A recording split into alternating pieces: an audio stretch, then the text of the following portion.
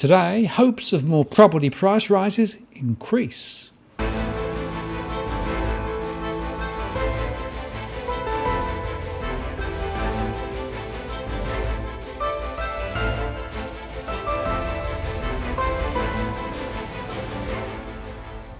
Hello again, it's Martin North from Digital Finance Analytics. Welcome to the latest posts covering finance and property news with a distinctively Australian flavour.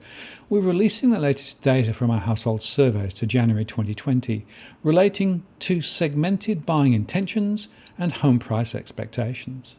This is using data from our rolling 52,000 households nationally. In overview, households have got the memo from the government that home prices are expected to rise, and this is influencing their forward expectations and buying intentions to an extent. However, high prices and the significant debt burden, along with no income growth and overall financial pressures, are working against this intent. And property investors remain on the sidelines, while first-time buyers are lining up to take advantage of the government's scheme, which has just commenced.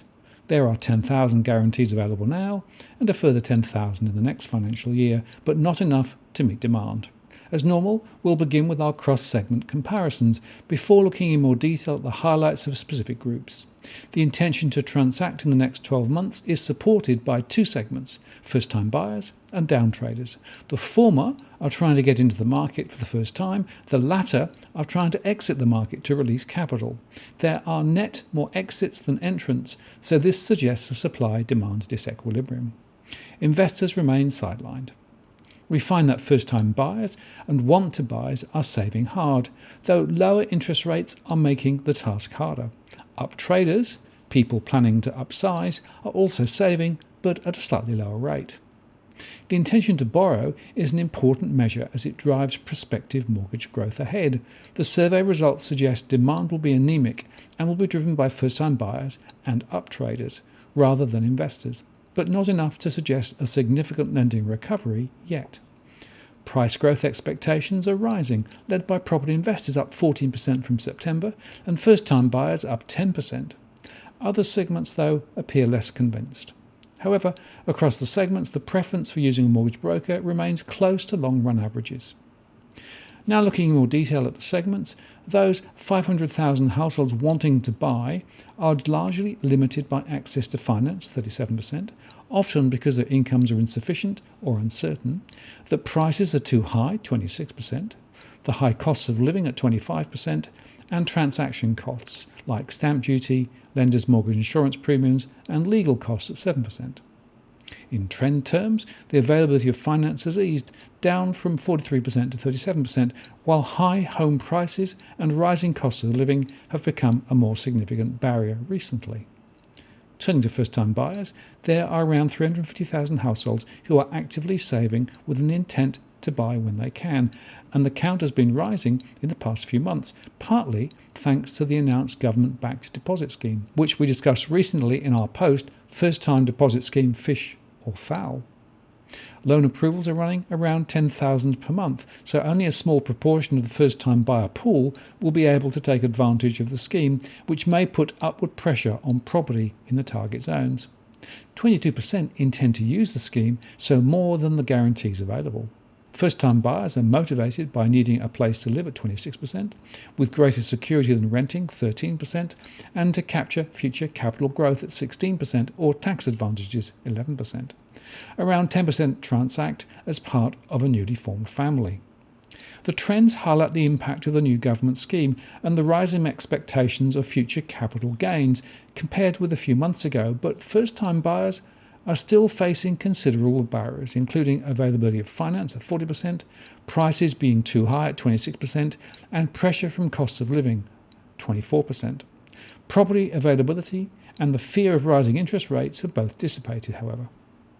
The trends highlight how finance availability remains an issue, and home price concerns are rising again, while there has been a big spike in costs of living in recent times. So many will struggle to buy. We also see a greater focus on purchasing houses rather than units, a reflection on the bad publicity in recent times relating to the poor quality of construction and flammable cladding issues relating to high-rise. Turning to refinancing, we see the primary motivation is to reduce monthly costs 50%, capital extraction at 19%, and seeking a better rate at 19%. The intention to lock in a fixed rate has fallen to 5% on the expectation that rates will fall further ahead. Among those seeking to sell and release capital, and perhaps buy a smaller place, our downtrader segment, with more than 1.2 million households in this category, and 56% are hoping to transact. The main drivers are to release capital at 56%, increase convenience at 30%, and illness or death of spouse at 11%. In trend terms, interest in investment property remains at a low 6%, compared with 23% back in 2017. Uptraders remain active, but there are around 500,000 actively in this category. The main motivations are a desire for more space at 39%, lifestyle changes at 20%, and job changes at 16%. But 24% are driven by the expectations of future capital growth. The trend tracker shows the property investment driver is weaker now, while more space and lifestyle are stronger drivers. Turning to property investors, tax efficiency remains as the strongest driver at 41%, down from 50% back in 2018. Better returns than deposits rose to 27%, reflecting the recent cash rate cuts. Low finance rates also featured at 11% and appreciating property values at 17%. Higher than a few months ago, within the investor segments, portfolio investors, those with multiple investment properties, are most hopeful of future capital growth.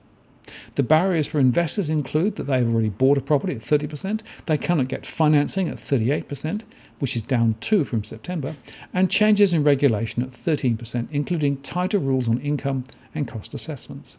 There are around 1.3 million property investors, and many remain on the sidelines due to low rentals, higher vacancy rates, and financial pressures. Of course, the switch from interest-only loans continues to bite too. So in summary, while there are some signs of interest in property, the segments really active are primarily first home buyers and those trading up and down. There are more sellers than buyers in these groups, so if investors remain on the sidelines, we doubt prices can continue to drive higher unless mortgage lending really accelerates. Well, the question is there, who would borrow? Or unless the rules on loan serviceability are loosened further. The first-time buyer deposit scheme will not be sufficient to turn the market around, though it may help some builders to shift newly completed or vacant property in the short term. Nevertheless, households appear more bullish about future home price growth than a few months back, despite the fact that the levers of growth appear disconnected from reality, judging by these survey results. I'm Martin North from Digital Finance Analytics. Many thanks for watching, and I'll see you again next time.